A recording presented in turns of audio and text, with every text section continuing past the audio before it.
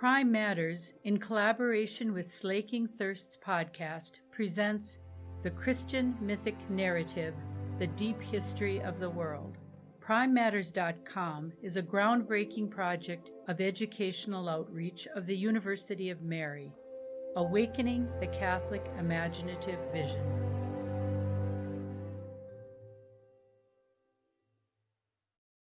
Episode 2, God. Our story begins, as all true stories must begin, with that mighty and mysterious being, beyond all imagining and above all that is, the source and center of existence, God.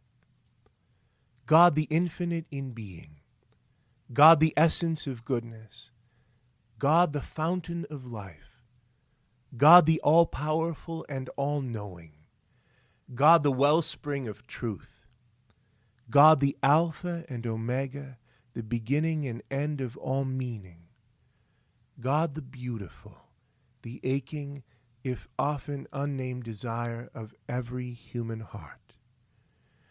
What can we say about this mysterious being who plays the central role in the human drama? Here is how the great tradition speaks of him. Uncreated, without beginning, immortal, infinite, eternal, immaterial, good, creative, just, enlightening, immutable, passionless, uncircumscribed, immeasurable, unlimited, undefined, unseen, unthinkable, wanting in nothing, being his own rule and authority, all-ruling, life-giving, omnipotent, of infinite power, containing and maintaining the universe and making provision for all. Possessing all these and such like attributes by nature, not having received them from elsewhere, but himself imparting all good to his own creations according to the capacity of each. God has revealed his name as the One Who Is. God is the one being who can be said simply to exist. Anything else that might exist exists at a different and lower plane, and exists only by participating in the existence of the One Who Is. God exists outside of time and place. He is not the greatest of the various things that exist, as one among many lesser beings. He is not the most powerful thing in the universe. He is not a thing at all. He is beyond all that he has created. He is utterly distinct from all he has brought into being, and yet at the same time he is the very ground of its existence. He transcends any possible category or description we may have of him. He is.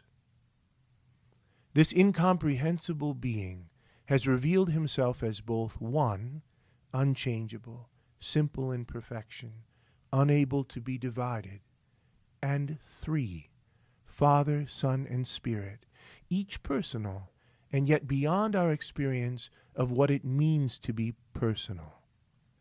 Among the many titles of God, the one that perhaps touches his inner being most closely is the one that tells us that God is love. By this is meant that in the very structure of his being, God instantiates all that is meant by love. The Father utters himself, pours himself out, empties himself entirely by an act of self-gift, beginning from all eternity the Son, speaking from all eternity his word, the Logos. The Son, with an equal act of loving self-gift, empties himself completely in giving and oblation, returning the whole of himself to the Father. The perfection of their offering of self, one to another, brings forth from all eternity the Spirit, who then pours himself out completely and perfectly on behalf of the Father and Son. Trinity in unity, love in perfect action, a fountain of life and mutual gift, springing up at the center of all that is, a dance of harmonious music, enjoying in timeless perfection the essence of goodness, life, love, beauty, and truth. God, the only really interesting personality in existence. For reasons that are ultimately beyond our comprehension, but that have to do with his loving desire to share his life and his goodness, God determined to create, to bring into existence realities other than himself. When God performed his creative act, the Father brought forth all of creation through the Son, his Word. Everything that existed came into being through and for the Son. God first brought about the invisible spiritual world, and then he created the visible material world.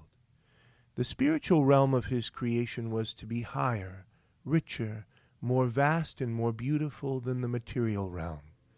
But the material world was to have a beauty and a purpose of its own in expressing the infinite creativity of the divine mind. This decision on God's part to create marks the beginning of our drama, the adventure of the human race.